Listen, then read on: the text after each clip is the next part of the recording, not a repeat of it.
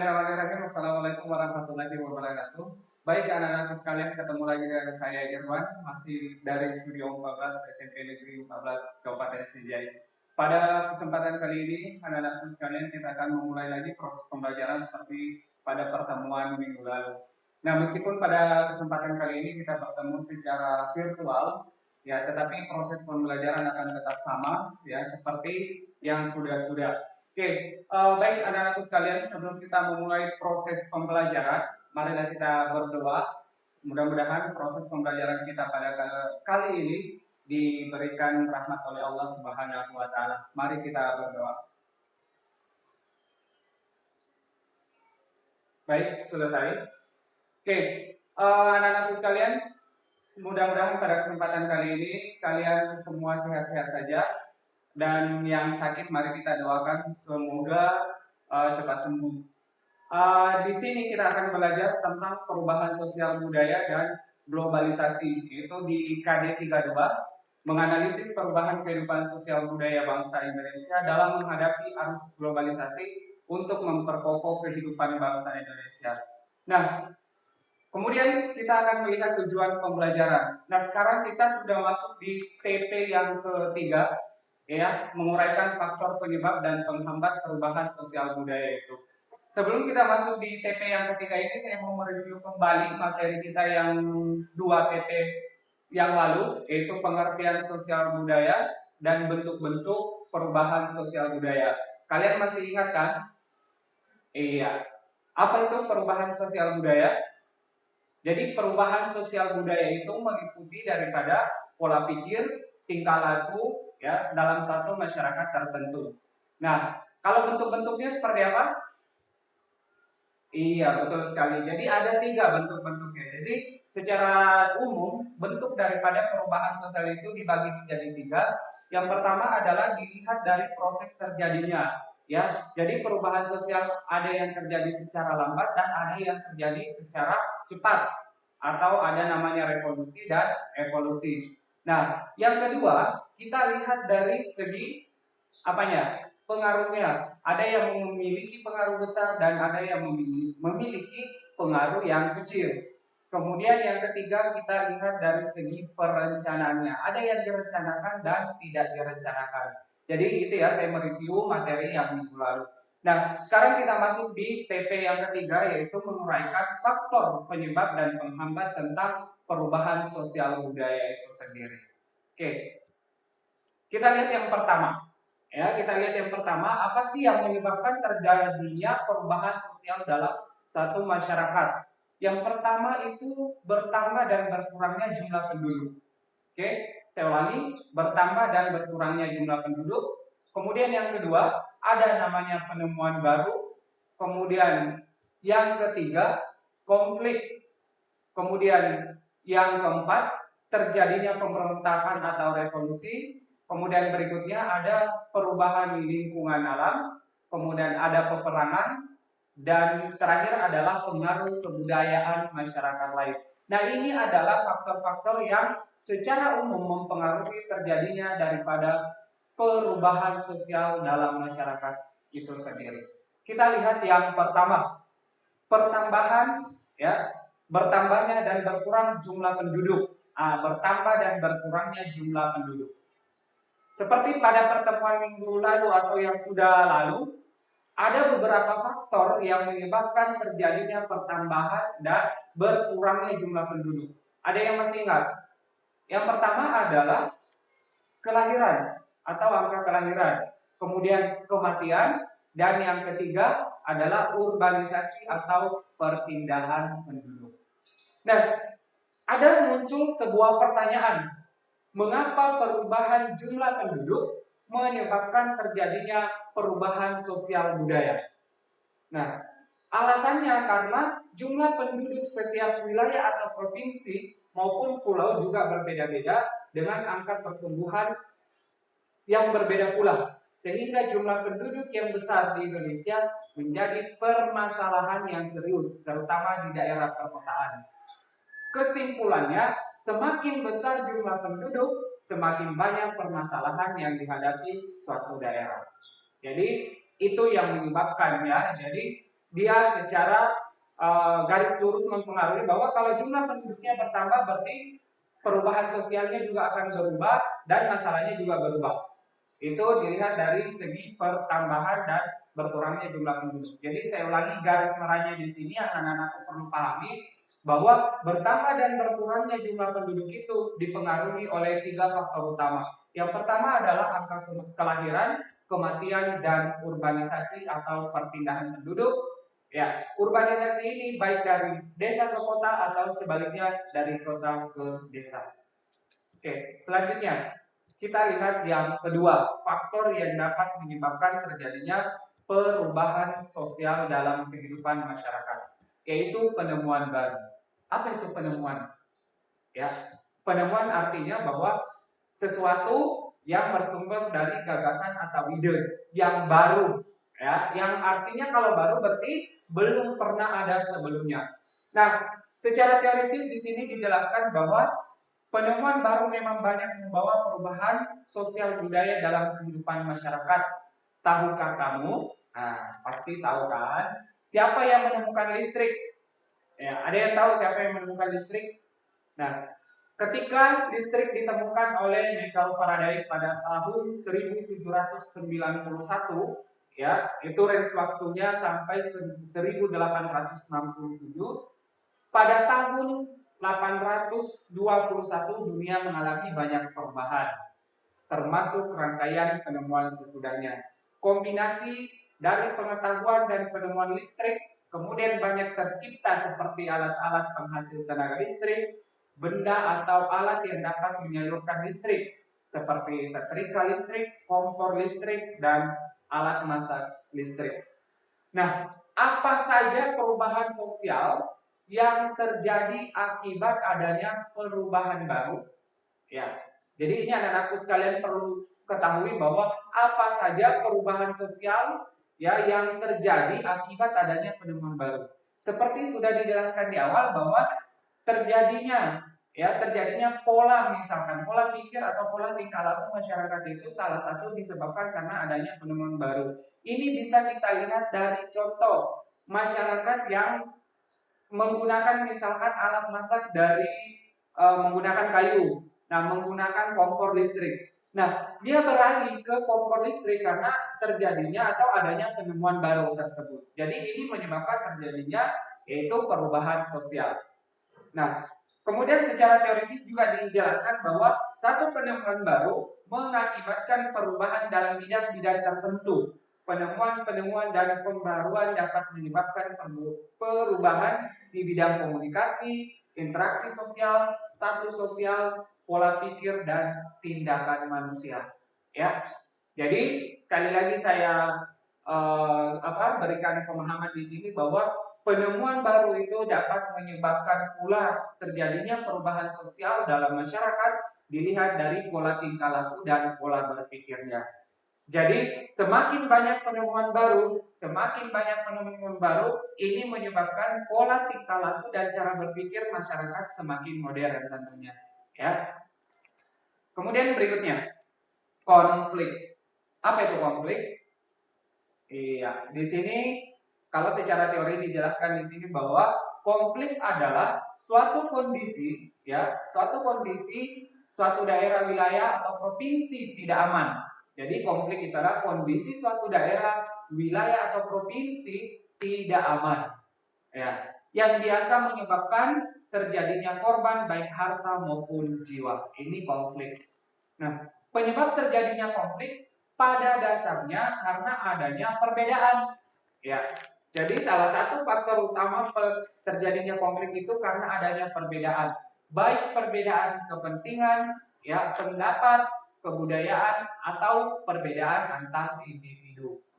Konflik tersebut, ya, kemudian dapat menyebabkan terjadinya perubahan dalam masyarakat.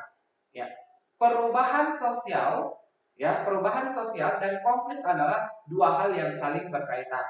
Jadi kalau terjadi konflik pasti otomatis akan terjadi yang namanya perubahan sosial di dalam masyarakat. Kita akan lihat secara teorinya seperti apa. Kenapa sih bisa terjadi seperti itu? Bahwa kalau terjadi konflik itu otomatis perubahan sosial juga akan terjadi dalam kehidupan masyarakat. baik dari pola pikirnya maupun tingkah lakunya. Oke, di sini secara teori ya saya bacakan. Ketika dalam masyarakat terjadi perubahan sosial budaya yang cepat, hal ini dapat mengubah nilai-nilai yang ada dalam masyarakat. Sebaliknya, konflik yang terjadi dalam masyarakat juga dapat memunculkan terjadinya perubahan sosial. Konflik sebagai penyebab terjadinya perubahan sosial yang terjadi di Indonesia diantaranya adalah konflik antara pemerintah Republik Indonesia dan Gerakan Aceh Merdeka atau GAM. Ya, oke. Jadi saya ulangi, saya jelaskan kembali di sini kenapa sih konflik dapat menyebabkan terjadinya perubahan sosial di dalam masyarakat. Ya, karena anak-anakku sekalian tadi sudah paham ya bahwa konflik itu adalah kondisi suatu daerah atau wilayah yang tidak aman, ya, yang dapat menyebabkan terjadinya korban baik harta maupun jiwa. Saya mau tanya, kalau misalkan kalian menjadi korban, anggaplah harta kalian hilang, seperti apa pola pikir kalian? Dari pola pikir yang sekarang dengan sebelum terjadinya kehilangan harta benda, seperti apa pola pikir Anda? Ya, berubah kan? Ya, itu namanya terjadi perubahan sosial dilihat dari pola pikir anak-anak sekalian. Nah, bagaimana misalkan kalau sampai jiwa yang hilang? Anggaplah ada saudara kita, ada teman kita, ya seperti apa kita sebelum terhilangnya atau meninggalnya saudara kita ini? Pasti terjadi perubahan pola pikir. Ya, pasti ada perasaan sedih, kemudian ada perasaan was-was akan terjadi konflik lagi. Nah, inilah yang namanya perubahan sosial dilihat dari pola pikir. Nah, kalau bagaimana kalau dia konflik perubahan sosial dari segi tingkah laku? Ya, otomatis kalau sebelum terjadi konflik, ya, dan setelah terjadi konflik, pasti kita selalu was-was. Berarti di dalam melakukan tindakan atau melakukan sesuatu kita selalu berhati-hati. Ya, kita selalu berhati-hati agar tidak terjadi konflik. Karena kapan terjadi konflik ini menyebabkan terjadinya yang namanya perubahan sosial itu sendiri. Paham kan sampai di sini? Ya. Jadi kita sudah masuk yang ketiga ini adalah konflik. Nah, sekarang kita masuk ke yang keempat. Terjadinya pemberontakan atau revolusi.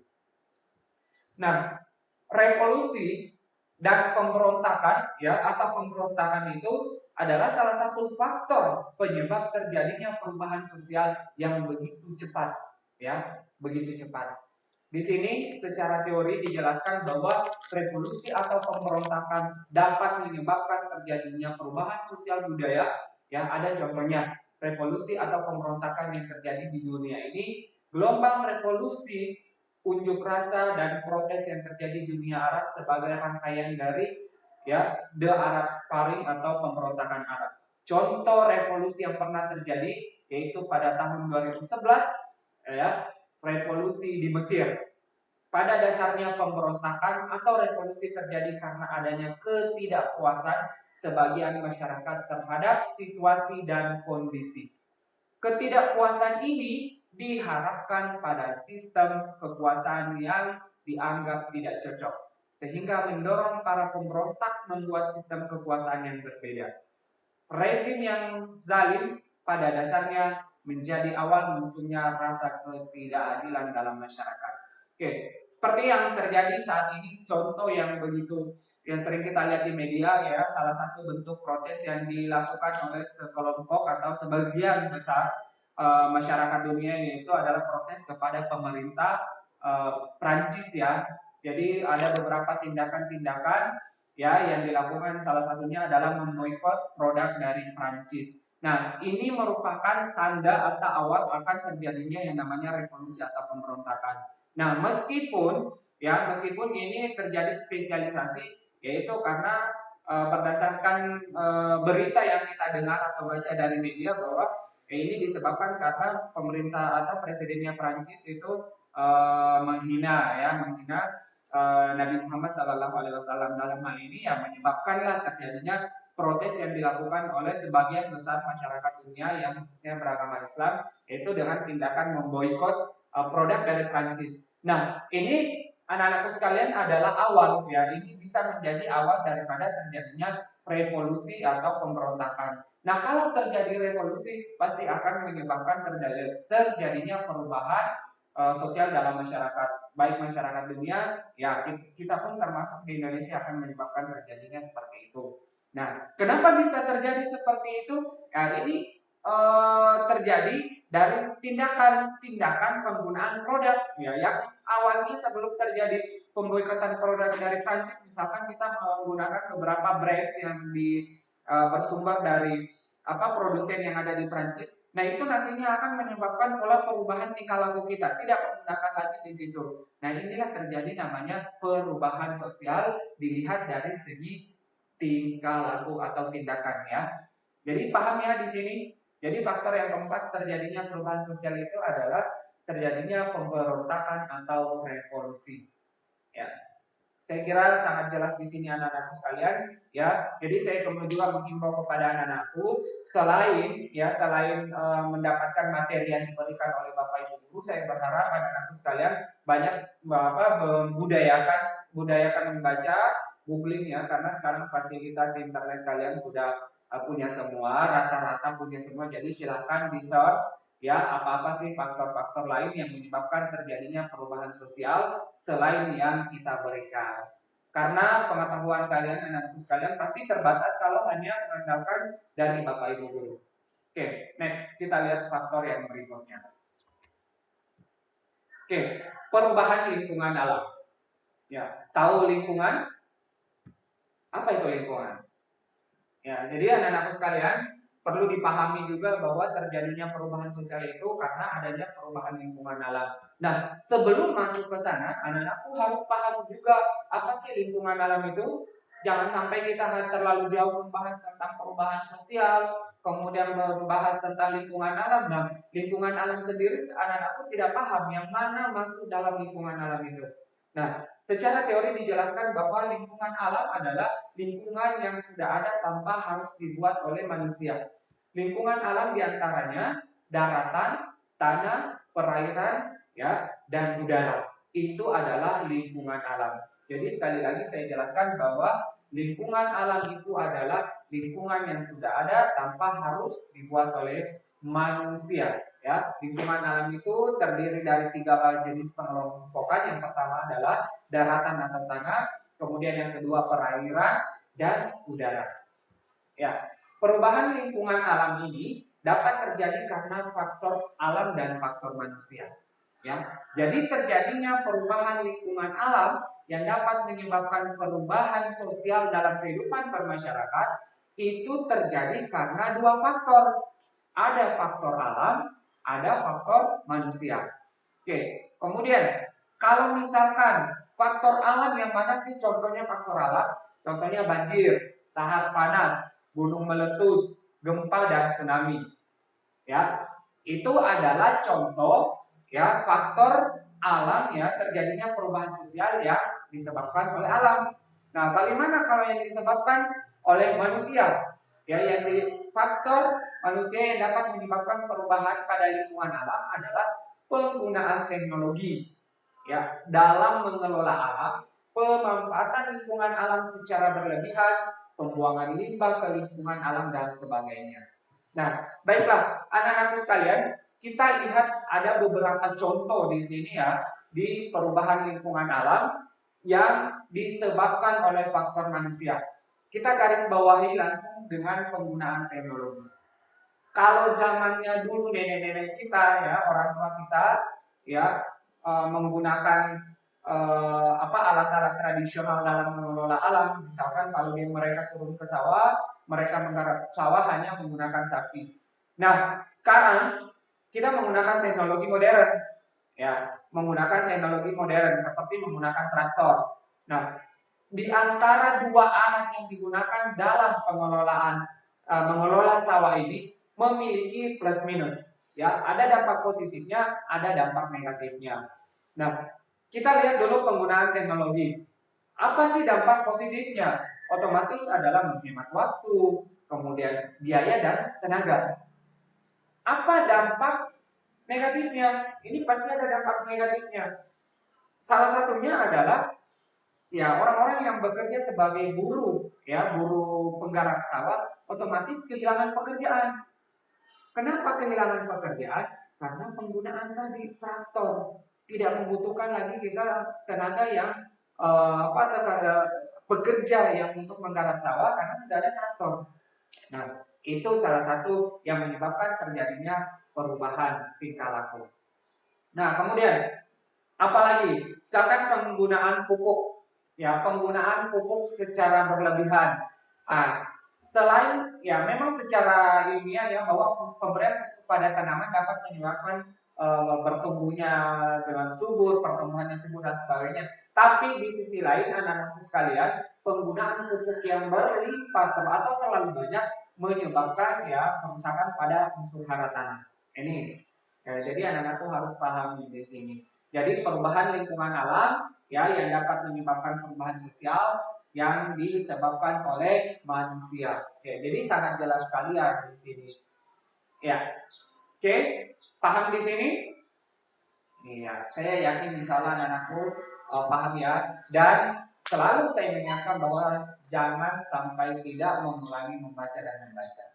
Oke, berikutnya kita masuk ke yang keenam, faktor yang menyebabkan terjadinya daripada perubahan sosial itu sendiri.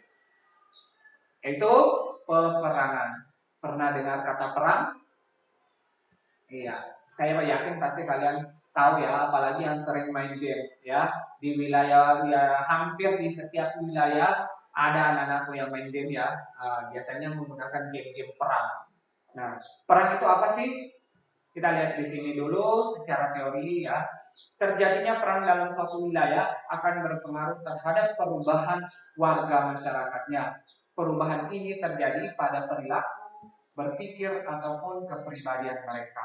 Nah, saya mau tanya kepada anak-anakku sekalian, kira-kira kenapa peperangan itu menyebabkan ya terjadinya perubahan cara berpikir? Ya. Kemudian kepribadiannya, kenapa kira-kira? Anggaplah kita hanya membayangkan, tapi mudah-mudahan ini tidak terjadi ya tidak terjadi lagi. Bagaimana kira-kira kalau terjadi perang? Kalian bisa membayangkan enggak seperti apa ya yang akan terjadi jika terjadinya perang itu? Bagaimana perasaan anak-anak sekalian? Bagaimana cara berpikirnya? Nah, bahaya kan? Ya. Oke, baiklah anak-anakku sekalian, kita langsung di sini ya. Contoh perubahan sosial budaya yang terjadi akibat Indonesia dikuasai Jepang pada ya kita dapat bagi ada beberapa bidang. Pertama kita lihat di bidang sosial. Ya, jadi ini sangat jelas sekali anak-anakku sekalian bahwa setelah Indonesia dikuasai oleh Jepang, di bidang-bidang sosial itu terjadi perubahan. Ya, terjadi perubahan dalam kehidupan sosial masyarakat. Kemudian di bidang ekonomi, kemudian sosial budaya dan di bidang politik. Ya. Oke, selanjutnya yang ketujuh, pengaruh kebudayaan masyarakat lain. Tahu nggak kebudayaan itu apa? Ada yang tahu kebudayaan itu apa? Iya. Jadi kebudayaan itu berasal dari kata budaya, yaitu kebiasaan ya yang dilakukan dalam masyarakat secara berulang-ulang dan secara turun temurun. Jadi itu adalah budaya. Ya. Kita lihat proses pengaruhnya ya, proses pengaruh kebudayaan masyarakat lain dapat menyebabkan terjadinya perubahan sosial budaya ya dalam kehidupan suatu masyarakat antara lain. Yang pertama, difusi. Ya, apa sih difusi itu? Ada yang ingat? Ini pelajaran kelas 8. Iya. Jadi difusi artinya merupakan proses penyebaran unsur-unsur baru baik berupa alat, ide atau gagasan dari satu pihak ke pihak lain. Itu namanya difusi. Ya. Jadi menyebarkan unsur-unsur baru baik berupa alat, ide atau gagasan dari satu pihak ke pihak lain. Nah, ini namanya difusi. Kemudian berikutnya akulturasi atau culture kontak. Akulturasi itu apa sih? Akulturasi terjadi ketika suatu kebudayaan tertentu ya yang dihadapkan dengan unsur-unsur kebudayaan asing. Lambat laun unsur kebudayaan asing tersebut melebur menjadi satu atau menyatu dalam kebudayaan asli. Oke, jadi akulturasi itu adalah pertemuan antara dua buah budaya ya dilebur menjadi satu, akan tetapi tidak menghilangkan unsur-unsur kebudayaan aslinya dari masing-masing budaya yang bertemu tersebut. Ya, itu namanya akulturasi atau lebih dikenal dengan ya kultural kontrak. Oke, kemudian berikutnya asimilasi. Iya. Apa sih asimilasi itu? Asimilasi dengan akulturasi itu hampir sama. Ya, pertemuan dua buah budaya ya yang melebur menjadi satu melahirkan kebudayaan baru di mana unsur dari kebudayaan lama hilang. Nah, ini yang perlu anak-anakku pahami.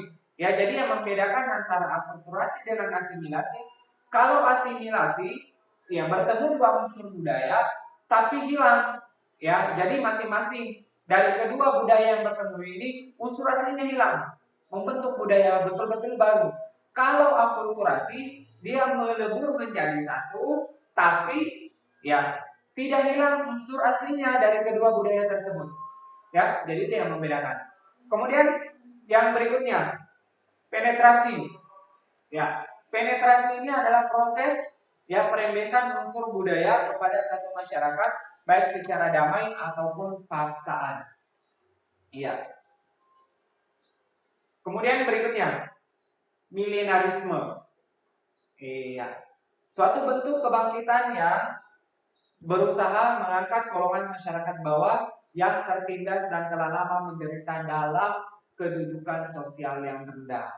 Ya, ini perlu anak-anak pahami bahwa ini juga adalah salah satu ya penyebab terjadinya perubahan sosial dalam kehidupan bermasyarakat, yaitu milenarisme. Ya, jadi milenarisme adalah satu bentuk kebangkitan. Jadi berusaha untuk mengangkat golongan yang masyarakat bawah yang tertindas yang telah menderita dalam kedudukan sosial rendah. Oke, jadi paham ya anak-anakku sekalian? Oke, baik anak-anakku sekalian, saya kira untuk pertemuan kali ini sangat jelas tentang faktor-faktor yang dapat menyebabkan terjadinya perubahan sosial budaya dalam kehidupan masyarakat. Oke, jadi poin pentingnya bahwa kembali saya mengingatkan kepada anak-anakku sekalian bahwa apapun bentuk proses pembelajaran yang kita lakukan, saya berharap bahwa anak-anak tetap semangat dalam belajar, ya, agar apa yang kita cita-citakan bisa tercapai. Oke, anak-anakku sekalian, baik, terima kasih atas perhatiannya sudah menyaksikan video ini. Ya, dari Studio 14 saya segera undur pamit. Wabillahi taufiq wal hidayah. Wassalamualaikum warahmatullahi wabarakatuh. Semangat belajar, salam belajar dan salam baca.